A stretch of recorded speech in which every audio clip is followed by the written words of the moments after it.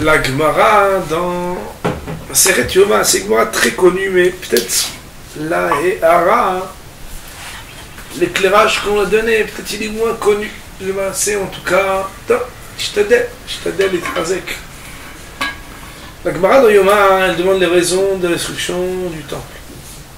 La Gemara, elle dit, Mikdash Rishon Mifnei Maharef. Le premier temple, pourquoi il a été détruit? La Gemara, elle répond, et tout le monde connaît ça, Mipnei Shloshat Devarim Shayu Bo, parce que il y avait, au moment où le temple était encore érigé, trois choses dramatiques. Avodat Zarah, Gilui Arayot, Shichud Damim. L'idolâtrie, les mœurs interdites, et le fait de couler le sang. Gemara connue. La Gemara nous ramène que, alors que le temple était là, il y avait Avodat Zarah, Gilui Arayot, Shichud Damim. Ora, a priori, c'est Azut Metzah, c'est une effronterie sans mots, sans nom, de pouvoir. Et on sait bien que quand on est à l'extérieur d'une synagogue ou dans une synagogue, quand on est devant un rabbin ou pas devant un rabbin, quand on est dans le Beth Amikdash ou pas dans le Beth Amikdash, Hachamim nous raconte qu'en face du Beth Amikdash, il y avait des cirques avec des choses qui relevaient de Avodat Zarah, Gilui Arayot, de Shichud Damim. Noraot, on comprend Béhémet que le temple soit détruit, et la Gemara de ramener d'où est-ce qu'elle sait qu'il y avait là-bas Avodat Zarah, Gilui Arayot, de Shichud Damim. La Gemara, écoutez le Nimouk et la Ta'ama, la manière à laquelle la Gemara elle s'exprime. Aval Mikdash Sheni Shayu Oskim Batorah ou Bemitzvot Begbilud Hasadim. Mais le deuxième temple, où les Bnei Israël étaient occupés à Torah, l'étude, aux mitzvot et l'application des mitzvot, au Gmilut Hasadim et aux actions de bonté. Autrement dit, tout le monde comprend qu'on met en parallèle et en opposition Gilui Arayot, Shlichut Damim ve Avodat Zarah, avec de l'autre côté Torah, Mitzvot et Gmilut Hasadim. Autrement dit, ce qui faisait défaut et ce qui faisait comprendre très certainement les raisons pour lesquelles le premier temple a été détruit. Comment comprendre les raisons pour lesquelles dans une génération où il y avait Torah, Mitzvot et Gmilut Hasadim, le temple a été détruit? Aval Mikdash Rishon, Mikdash Sheni Shayu Oskim Betorah Mizon Hasadim Pnei Maharef. Du fait qu'il y avait dans cette génération Sinat Hinam. La mettra, et cela vient enseigner. Et c'est Dvarim Yedorim, mais c'est des choses connues, mais on va les approfondir. La mettra, c'est pour t'enseigner. C'est pour te dire que la haine gratuite, elle équivaut aux trois fautes capitales ensemble. Avodat Zarah, Gilui Arayot, Shichud Damim. La Gemara, de terminer, je dirai d'abord jusqu'au bout, ensuite, Be'ez Hashem, je commenterai. La Gemara, elle dit Rabbi Yochanan ben Eliezer de Amre Tervayu, ils ont dit ces deux maîtres, Rishonim Shenitgala Avonam Nitgala Kitsam. Les premiers, autrement dit, ceux qui ont vécu à l'époque du premier temple, Nitgala Avonam, leurs fautes, elles étaient manifestes. Elles étaient révélées. Tout le monde voyait leur averot. Parce que Gilui Arayot, Shlichut Damim ve Avodat Zarah, c'est pas des choses que tu caches. Nitgala Kitsam. Alors, le terme qui allait ramener la reconstruction a été aussi révélé.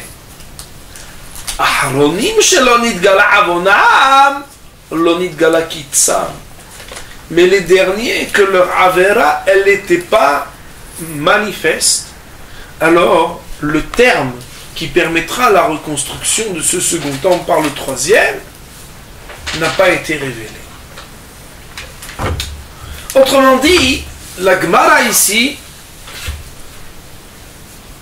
nous dit que lorsqu'on a vu les raisons de la destruction du premier temple, que c'était tellement grave.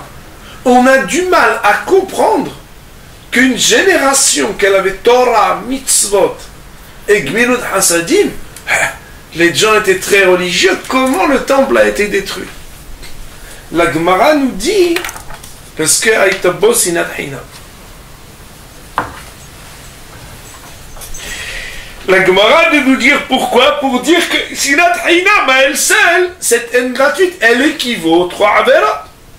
La Gemara de nous dire, les premiers, leur Avera, elle était connue, elle était claire. Alors, 70 années après, Jérémie a annoncé que 70 années après, le temple serait reconstruit. Mais comme la Avera, qui a amené la destruction du second temple,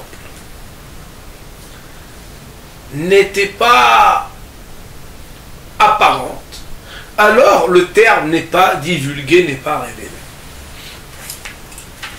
Le Maaseh, en pratique, il faut savoir que si, et comme ça on sera aussi, il y a des Hava cette semaine de la Agada, de l'histoire à raconter. Tout le monde sait que l'histoire la plus connue, la plus tristement célèbre pour parler de Sinat Hinam avec la destruction du temple, c'est l'histoire bien sûr de Kamtsa et Bar Kamtsa. La Gemara dans Masechet Gitin à la page Vav, elle nous dit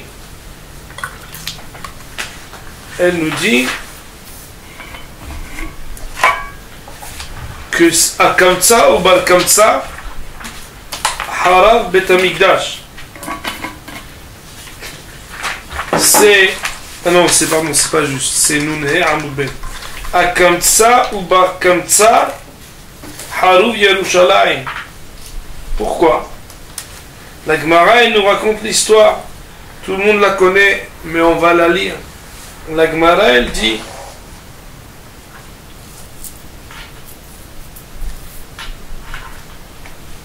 Haou Gavra.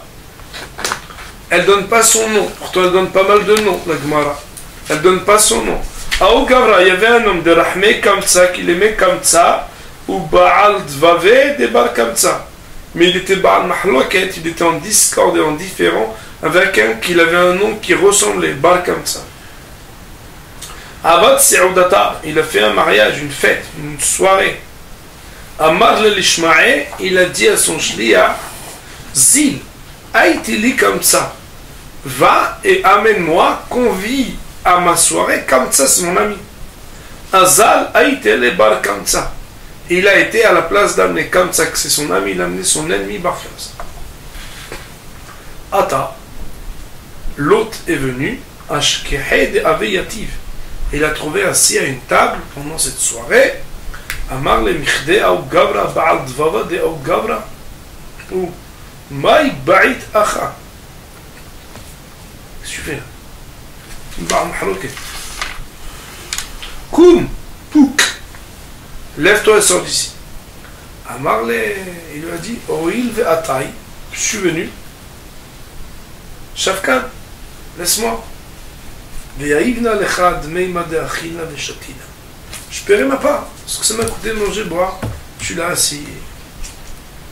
Amarle, il lui a dit, l'eau, il n'en est pas question. Ça veut dire, je te laisse pas, sors d'ici. Amarle, yaïd nalach me palga de se'udati. Je paye la moitié de la soirée. Mais ne me fais pas honte, laisse-moi ici.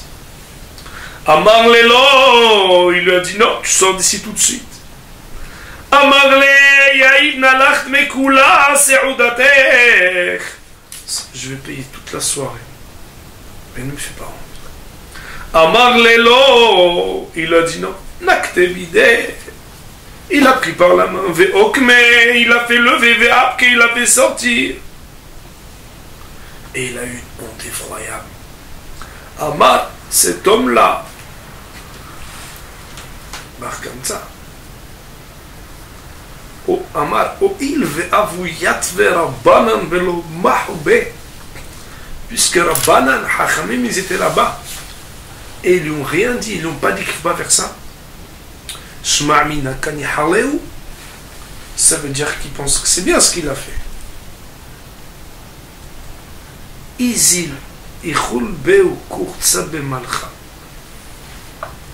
Il a été parlé à la royauté qui a engendré tout cela, le Khurban Abayit. Ben on nous parle d'une soirée, Hashuva, avec des rabbonim, un monsieur qui a là-bas un ennemi qui est venu.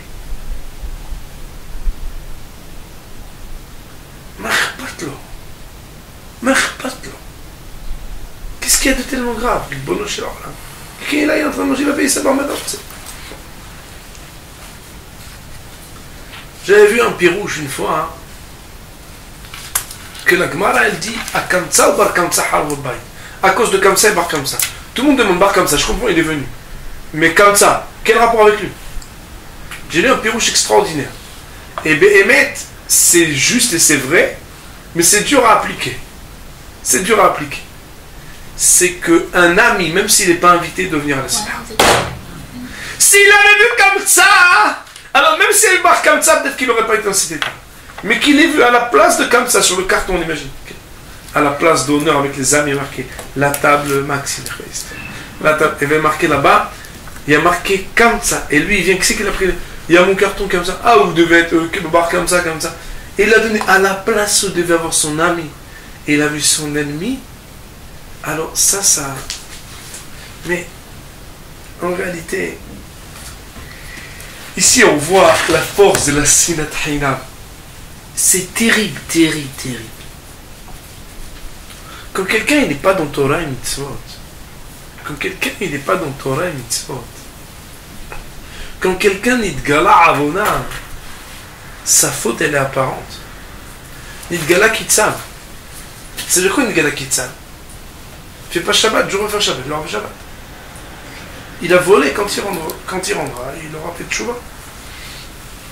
Et ça ne s'habille pas comme il faut. Quand elle va apprendre à s'habiller, elle aura fait Tchouva. Ici, il y a quelque chose de terrible. Terrible. C'est que Aval Bait Sheni Shayu Oskim Betorah ou Bemitzvot ou Begmilut Hasadim. Quand on est dans un monde où on fait Torah, Mitzvot et Gmilut Hasadim, qui vient Chol, on va se poser la question. Comment ça se fait qu'il y a Khurban? On est tellement bien. L'onit Gala Avonam, ce qui n'est pas manifeste et qui n'apparaît pas, l'onit Gala Kitsam, ça peut durer 2000 ans et on n'a pas corrigé. Celui qui réfléchit à ça, c'est une tristesse terrible. Ça veut dire qu'en réalité, il faut dire les choses comme elles sont. Des ma'asim comme ça, comme ce qui s'est passé, on ne les a pas encore corrigés. Parce que si on les avait corrigés, depuis longtemps, le Beth Amikdash, il serait reconstruit. Seulement, c'est très possible qu'on est dans la question de la Gemara. Alors nous, pourquoi le Beth Amikdash, pour des gens comme nous, il n'a pas encore été reconstruit? Ben, pose-toi des questions, mon ami. Ça n'a rien à voir avec Torah et Mitzvot et Gnu Hasadim. C'est bien d'être froum et d'avoir Torah et Gnu Hasadim. Mais c'est pas ça le Ikar aujourd'hui. Le Ikar, tu vois bien que tout le monde il fait Torah et Gnu Hasadim.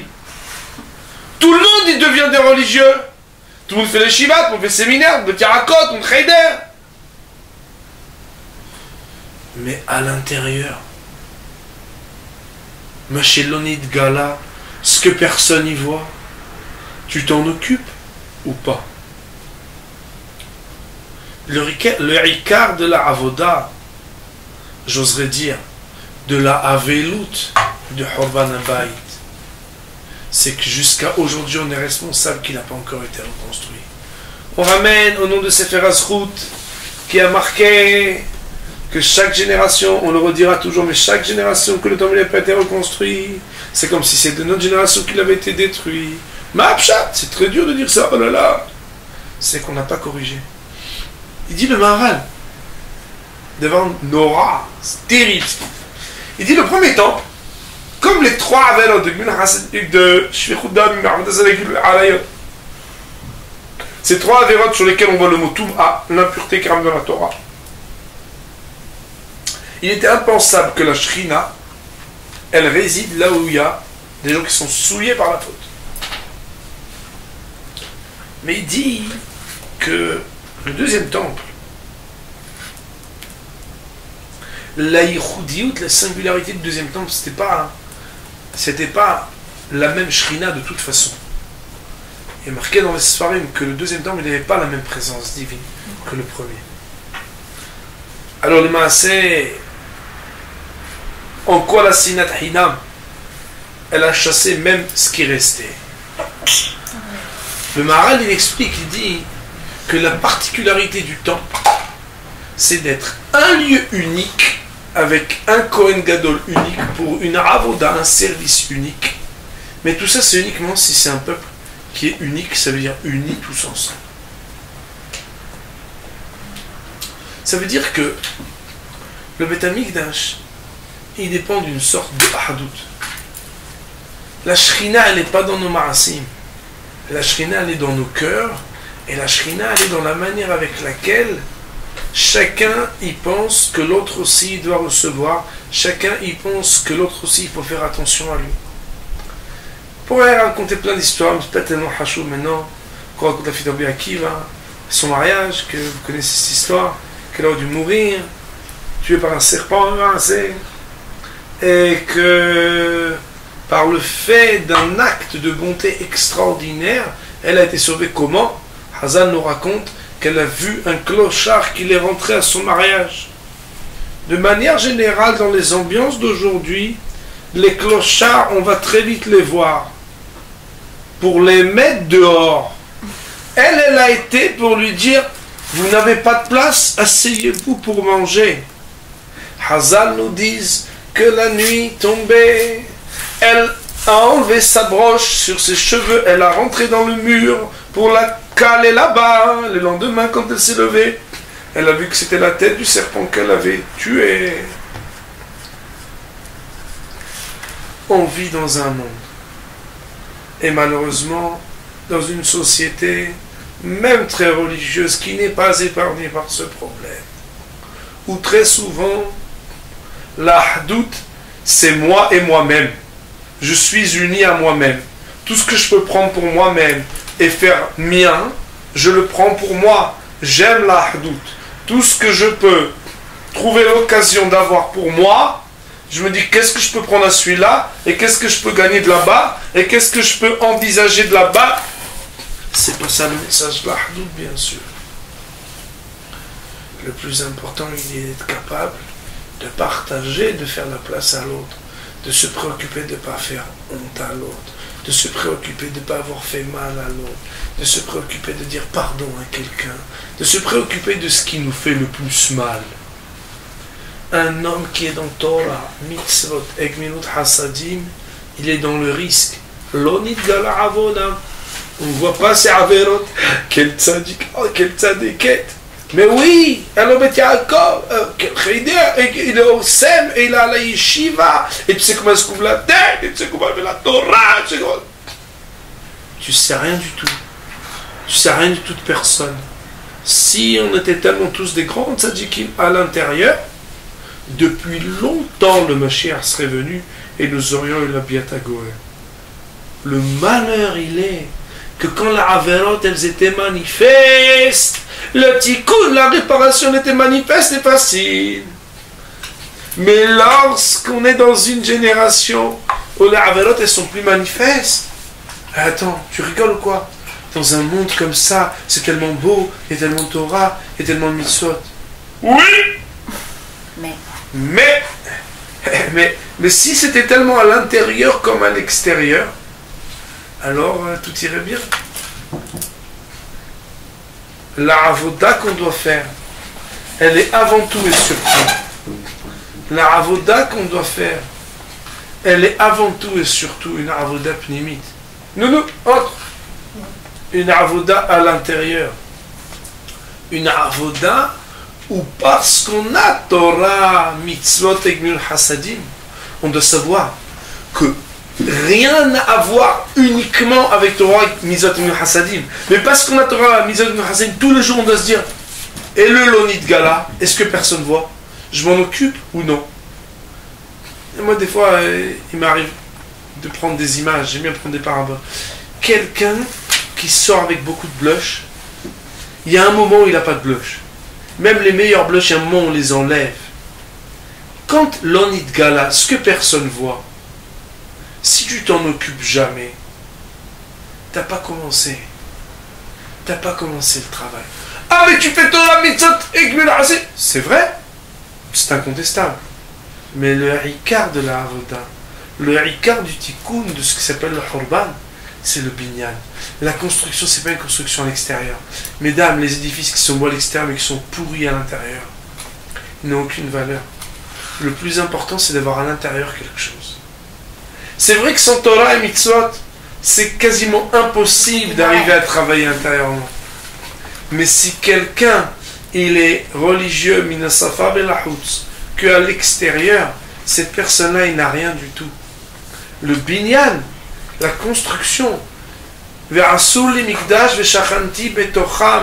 le monde demande, et ils feront pour moi un sanctuaire, et je résiderai en leur sein. Mais ça ne veut rien dire, c'est en son sein, au sein du sanctuaire.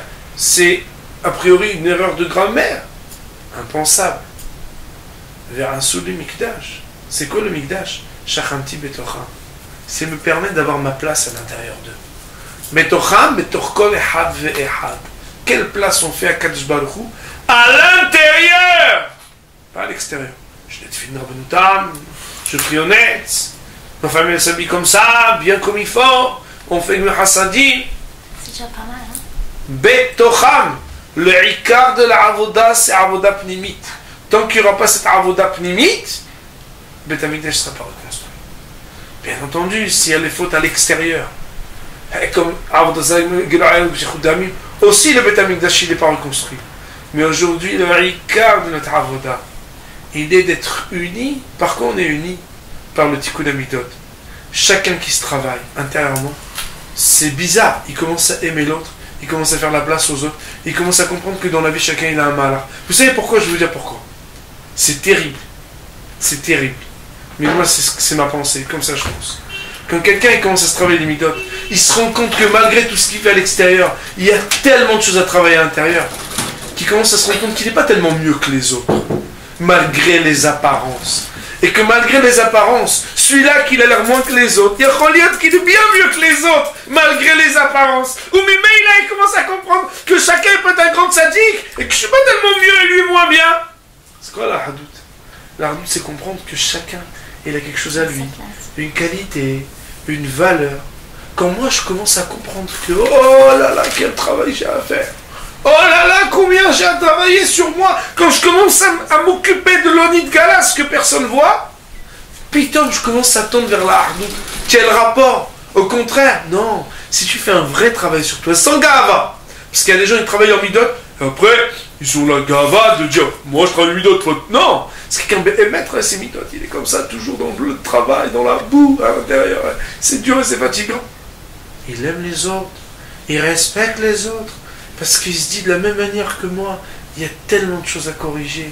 Et de la même manière, malgré les apparences, lui, n'importe qui peut avoir des grandes valeurs. Mais dans cette Gemara, elle met une gifle terrible à tous les gens qui sont Torah, Mitzvot, et Gmul Hasadim. Que si Béhémet, tous les gens qui étaient Torah, Mitzvot, Gmul Hasadim, ils avaient déjà travaillé à l'intérieur, Machelonit Galas, que personne ne voit, autant que ce qu'ils font à l'extérieur.